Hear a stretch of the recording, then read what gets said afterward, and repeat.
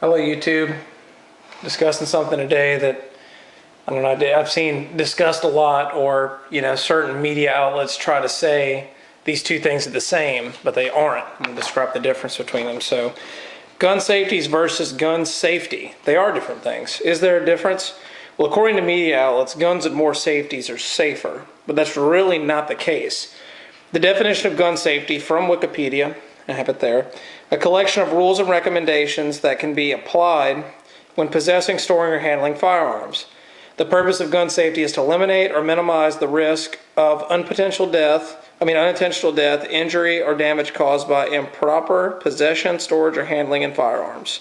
So, gun safety is a list of rules, it's principles, it's ideas. It's not gun safety. It's not a tangible thing. Gun safety is an idea.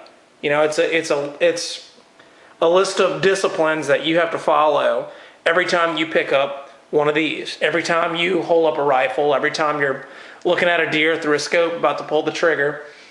You have to demonstrate that same level of safety every time you handle a gun, all the time, no exception.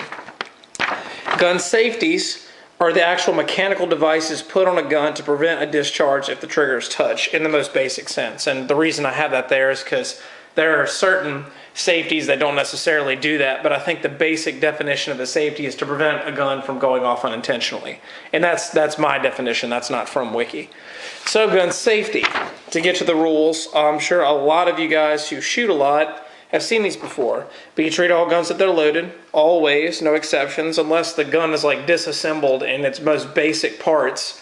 Is it seen as, I don't know, as a gun? So like, for example, if I disassemble this guy and I have the barrel completely off of it, okay, well obviously this isn't a gun, so I mean, clean this as you need to, and treat it with respect. But obviously, you can't equate just a barrel to a gun. So you treat every gun as if it were loaded. So treat this as if it were loaded. And if you see in all my videos, I always do a chamber check in front of the camera, even though I always check these before. I think it's unnecessary to say, all these have been safety checked, or let me safety check them first, because that just wastes time. So as I'm talking, when I do this, I'm showing you that these guns are empty. Okay, so treat all guns as if they're loaded. Never let the muzzle of a gun cover anything you're not willing to destroy. So muzzle discipline is always very important. Sometimes you'll see guys, sweep you like this, and like, wow, man, I just looked down the barrel of your gun. Oh, well, the safety was on. Well, that's a gun. That's a mechanical safety. That's not demonstrating gun safety. You have to get the nomenclature down to realize one versus the other, but. Okay, keep your finger off the trigger until your sights are on target and you're ready to fire. This is the one I see broken the most. You always see the anti-gun ads, and you look at them, and every time they're holding a gun, they have their finger wrapped around the trigger, no matter where this barrel's pointed. So that doesn't make the gun less safe. That makes the person demonstrating poor gun safety less safe. Okay, and then be sure of your target and what's beyond it. So, whatever you're shooting at, backstop, berm, piece of paper, steel plate, know that your bullet's going to be headed in the direction you intend it to go, and that it won't hurt anyone. Gun safety lies in the brain of the user. It's not an inherent part of a firearm.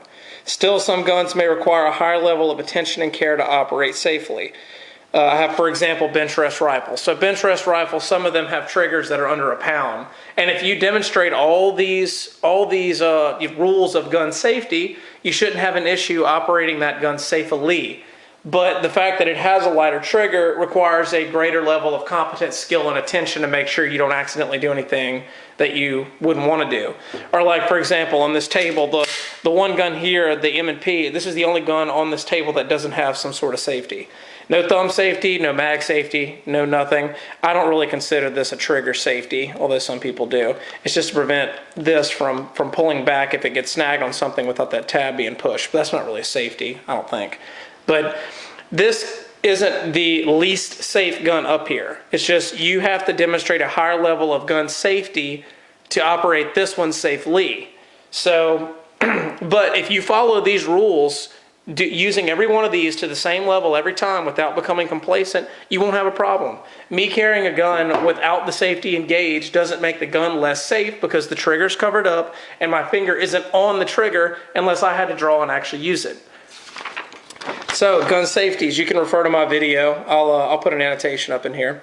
But it's a mechanical device on a gun to prevent an accidental discharge of some sort. So the examples I have: thumb, grip, magazine, trigger, and decocker. And, so thumb safety here, also here, grip safety here on my 1911, here on this 1911. Magazine safety, if the magazine is out of it, the gun is inoperable. And I don't really think that makes a gun more safe, but go to my video if you're wondering about that. And then I have trigger and decocker in quotes because, again, I don't consider this to be a safety. And the reason I have decocker in quotes is because this decocker is built into the safety on this gun. So it's a two-part thing. Now, so can adding more mechanical devices to a gun, more mechanical safeties to a gun, make it more safe? Well, safety lies in the brain of the user, so no is my answer. Safeties on a gun are great for teaching new shooters gun safety, but they're not a substitute. So they can prevent accidental negligence as the rules are being learned. So if you're teaching new shooters and you want to teach them, to be competent, that's a great learning tool, and I usually use it when I'm teaching new shooters. They're not a substitute for gun safety principles. So mechanical safeties are not a substitute for these. So if you have your safety on and you're sweeping everyone with your barrel, well, you're demonstrating poor gun safety, and you're relying on this gun safety that you're not being an idiot and you accidentally hurt somebody. But you're defeating the purpose of all those principles and undermining them whenever you rely on something mechanical like this that can fail. And that's the last thing I have. They're mechanical devices and they can fail. So even though, I don't know, I guess they're constructed very well inside these things and they're not intended to, to fail, they still can because they're mechanical. Any mechanical part on one of these guns could possibly fail. So gun safety is principles to live by, and gun safeties are mechanical devices on firearms. Adding 10 safeties to a gun does not make it more safe. Safety is in the trigger finger of the beholder. And although that sounds stupid, it's true. You can add as many safeties as this as you want. This thumb safety, it came with a disconnect safety. I took it out because I didn't feel it was necessary. It prevented the gun functioning, and you can refer to my video as to why I believe that. It does have this little trigger notch here, which I don't think is a trigger safety, but I'll get to that later. I already got to that in that other video. But you have to demonstrate this safety every time you hold this thing, whether or not it has mechanical safeties on it. So if I just loaded this thing up with safeties, if you had to push 3 different buttons before you could pull the trigger, that doesn't make the gun more safe. The gun being, the safe use of this gun is mostly right here and also between my ears. I have to demonstrate proper gun safety every time I hold one of these things. It doesn't have to do with how many mechanical parts I put on it. So I've always practiced gun safety. Do not become complacent. Complacency leads to accidents. So even though I've been around guns my whole life, although I've become an instructor recently, although I shoot these very often, every single time I pick one up, I'm very, very safe with it. I always do a chamber check, even if someone immediately 5 seconds before me already did a chamber check. And I'm not doing it to be disrespectful to them. I'm doing it so I don't become complacent with gun safety. I always watch where my muzzle's pointed. I never have my finger on the trigger unless I'm on target ready to shoot. And I always do a chamber check. So you can never, ever, ever become complacent with gun safety. And it's extremely important. Complacency always leads to accidents. And when one of the rules is broken, the other rules should be there to catch you. But if you start getting negligent with all the rules, bad things can happen. So this is Big Apple signing out. Thank you for watching.